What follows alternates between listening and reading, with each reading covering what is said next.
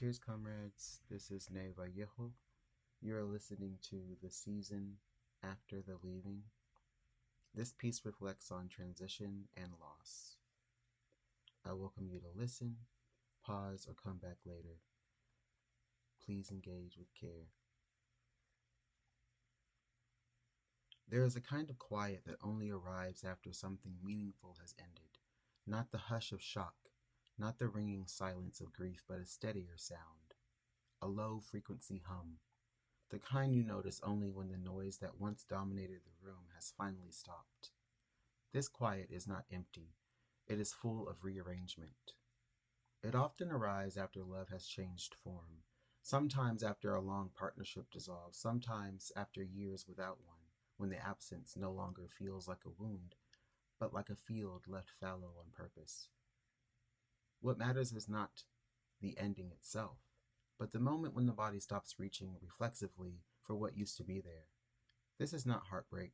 Heartbreak is loud, it storms, it demands witnesses and explanations, and time-stamped narratives. It insists on meaning immediately. This quieter season does none of that. It does not beg to be understood. It simply takes up residence. It arrives when the nervous system has decided it is safe enough to slow down. At first, it can be mistaken for indifference, or emotional distance, or resignation, but those interpretations fall apart upon closer listening, because this quiet is alive, it is curious, it is doing work. In this season, love stops being a performance and becomes a question again. Not how to be lovable, but what does love actually feel like when it is not rushed, negotiated, or borrowed? Not who am I to you, but who am I when no one is asking? The body begins to communicate in a different register. Less adrenaline, more sensation. Hunger becomes specific. Boundaries grow edges you can feel. Desire stops being a flare shot into the sky and becomes something more tidal, more cyclical, less desperate to be seen. Space and time stretch. Days no longer orbit anticipation or recovery. Mornings arrive without narrative. Nights close without rehearsal. The heart is no longer braced for arrival or departure. It is simply inhabiting itself. This is where philosophy begins, not in abstraction, but in embodiment. Because once love is no longer an emergency, it can be studied. Love without the script. We inherit so much about love before we ever experience it. We inherit timelines, milestones, shapes it is supposed to take. We are given maps drawn by people who never asked if the terrain was the same for everyone. We are taught to treat love as proof of worth, as arrival, as rescue, as evidence that we have been chosen out of anonymity. Even when we resist these ideas, they leave residue. This quieter season is when the residue begins to lift. Without the pressure to move toward or away from someone, the heart starts to asking questions it never had time for before. What kinds of closeness feel nourishing rather than consuming? Which forms of intimacy require translation, and which arrive fluent? Where does care become obligation, and where does it feel like gravity? In this season, love is no longer assumed to be synonymous with romance. It begins to scatter across a wider field. Love appears in how one tends to their body without punishment, in the way a friendship holds silence without anxiety, in the devotion to a craft that does not need to be monetized to be real, in the careful, almost reverent way one learns their own limits. Connection stops being about fusion and becomes about alignment. There is relief in this, a profound one, because when love is no longer required to solve loneliness, it can become something else entirely. Something spacious, something ethical, something chosen again and again, not because of fear, but because of resonance. This season is where many people realize they were never afraid of being alone. They were afraid of being unworthy without an audience. And that fear begins to loosen its grip here. The body as archive. The body remembers every version of love it has survived. It remembers the times it shrank to fit, the times it overextended, the times it mistook intensity for intimacy, the times it stayed too long because leaving felt like failure. In the quieter season, these memories surface not as accusations, but as data. The body becomes an archive you can finally read without flinching. It starts to communicate through sensation rather than story, tightness in the chest when a boundary is crossed, warmth when something aligns, fatigue as a signal, not a flaw, pleasure that does not demand interpretation. Listening becomes the practice, and through this listening, love is redefined not by longevity or exclusivity or sacrifice, but by its effect on the body's capacity to remain present. Does this connection make it easier to breathe? Does it allow the nervous system to rest? Does it leave room for complexity rather than demanding coherence? If not, the body takes note. There is no bitterness in this noticing, no tallying of wrongs, just discernment.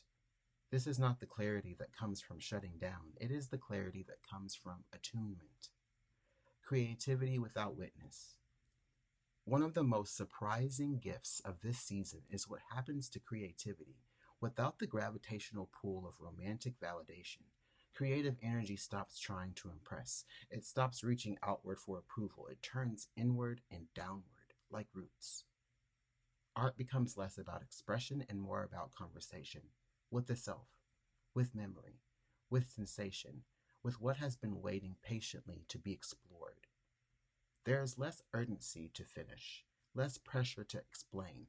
The work can be private, fragmented, unnamed. It can exist without context. This is where some of the most honest creation happens, not because it is raw, but because it is unobserved.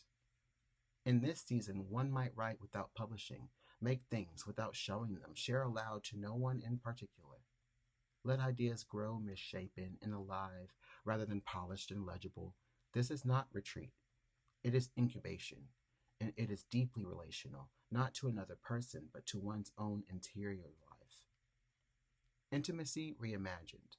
When the script falls away, intimacy becomes more precise. It is no longer assumed that closeness must look a certain way. It is no longer measured by frequency, intensity, or exclusivity. It becomes something negotiated moment by moment, consent by consent, breath by breath. Intimacy might look like two people sharing a meal without performing emotional transparency, a friend who knows when to check in and when to give space, a collaborator who respects pacing as much as vision, a self who does not abandon their needs to maintain harmony. In this season, intimacy is allowed to be quiet. It does not have to crescendo. It does not have to escalate. It does not have to justify itself by becoming permanent. This is deeply countercultural and deeply relieving, because it means connection can be ethical without being consuming, loving without being extractive, close without collapsing.